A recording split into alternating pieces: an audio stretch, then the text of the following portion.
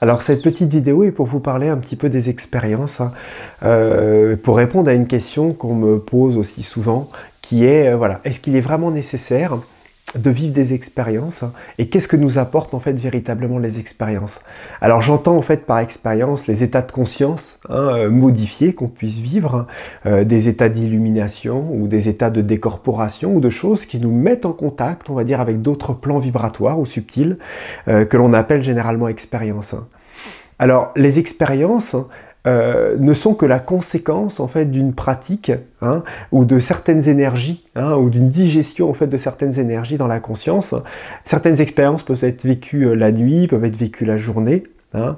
Je pense, pour répondre à la question, que non, les expériences ne sont pas nécessaires à un développement spirituel quel qu'il soit, puisqu'elles ne sont que la conséquence en fait du chemin et de la posture intérieure en contact, on va dire, avec certains espaces du cœur ou de la conscience. Hein.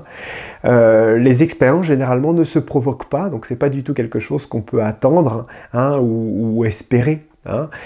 Très généralement, il est vrai que plus on pratique, plus on médite, hein, plus on fait certaines, on va dire, on adopte certaines postures intérieures, ou on va dire, plus on prie, plus on se met en contact avec certaines altitudes, il est vrai que plus on peut vivre des expériences et plus on en vit. Hein.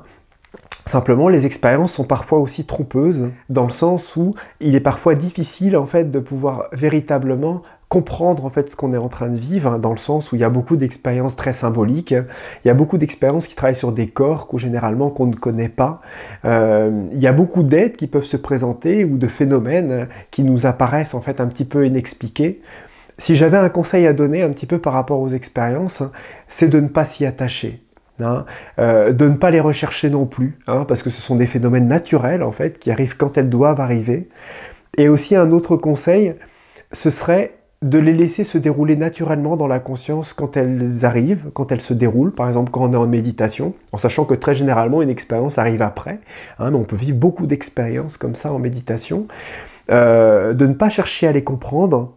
Hein, simplement, parfois ça peut être une évidence en fait que cette expérience voulait dire ça, ou qu'un certain contact en fait nous amenait en fait cette réalisation ou ce conseil, mais je donnerais le conseil de ne pas s'y attacher, hein, et de les laisser simplement en fait se dérouler comme elles se déroulent, et parfois de les laisser faire et œuvrer comme elles doivent œuvrer, parce que des fois des expériences sont la descente en fait de certaines énergies, hein, ou le contact en fait de notre conscience avec certaines énergies qui œuvrent dans notre cœur, dans notre corps, hein, ou dans nos corps, et qui ont un travail à faire.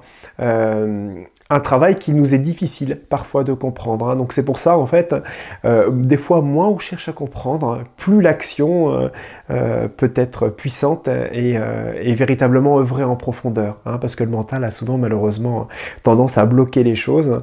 Et dans tout ce qui concerne un petit peu les expériences et ces mondes-là, c'est bien de le laisser un petit peu sur off, hein, quand tout cela est vécu. Voilà, c'était pour parler un petit peu des expériences. Je vous remercie donc de votre écoute et je vous dis à très bientôt. Merci, au revoir.